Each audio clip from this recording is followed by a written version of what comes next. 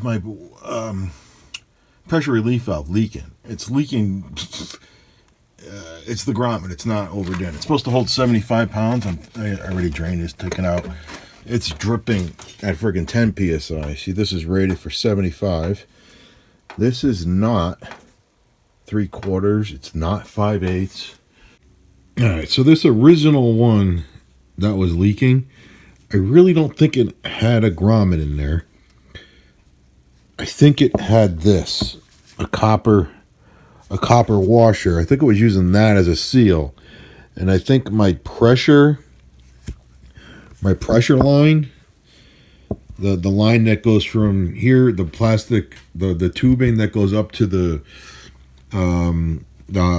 pressure on off switch, I think that was clogged, and it caused this to spike over 75, which made this open, and then this washer fell out or dislodged. So now this thing started leaking, which is a good thing, because that's going to warn you that there's something wrong with your system. All right, so we got the pump off. We've got the water drained. It's going out there. We've got a replacement.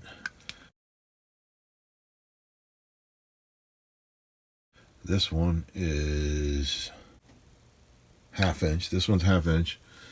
And while I was there, I got a 1/2 inch to hose adapter in case this one starts leaking, and I don't need to be in a hurry. This one's leaking just for no reason, and I can either shut it off until I can get a new valve, or I can hook a hose up to it. That is a hose adapter. All right, and I'm not going to screw it in. I'm just going to place it on the cement there. So now I got to get this one off, and that's when you comes in with your big boy Harbor Tractor Supply.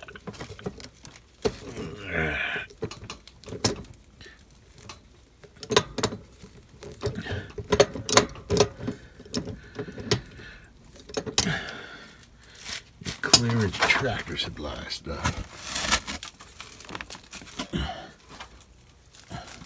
Oh, I forgot to turn the light out. We'll get some water out. Some water will come out. And then this, my pressure line, that line going up there, that was full. It just got, when I first took it apart, that thing got totally clogged. You can see it's clear now. A little dark down there, so I had to dig out all the dirt out of there because I couldn't even blow through it. It was so freaking clogged and the pump wasn't turning off.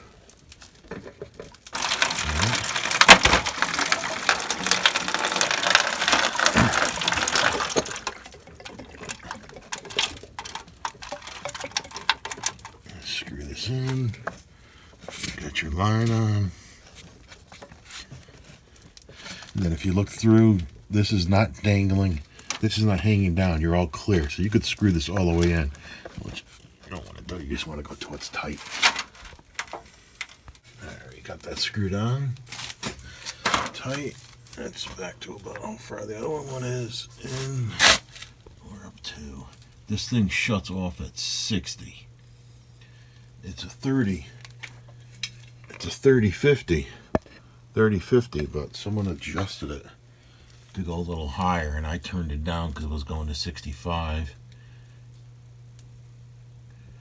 So I'm going to stop the pump right now. Oh, all right, so it just turned off itself. All right, so then I want to slowly turn the house back on. You can hear a dunk. Okay. And no leaks. No water. Good.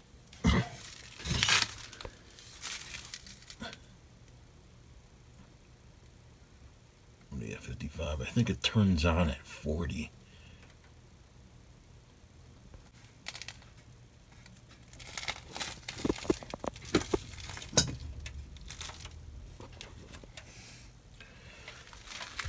Other thing to note, when this is empty, your bladder should be at 28 psi. And it says that on one of the things.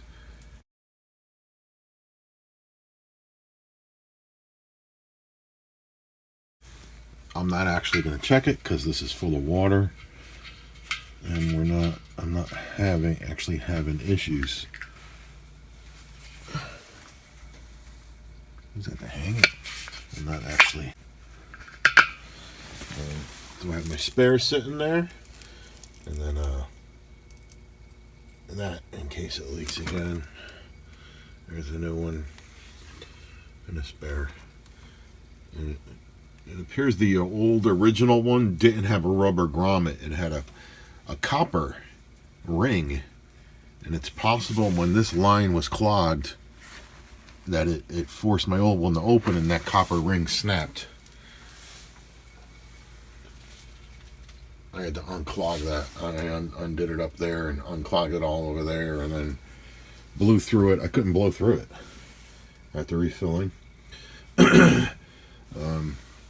I clogged it, and then I filled this back up with water, so water would go up, and water came up out of there to clean out the whole line. And then I connected it back up, and I still have to put this back on. And if you see, mine is a 3050, although it's set to 4060. And you can buy these preset to 3050 and 4060. You change them with the two screws there. The right one lowers the high, and the middle one, I think, decreases the distance. They're normally 20 psi apart.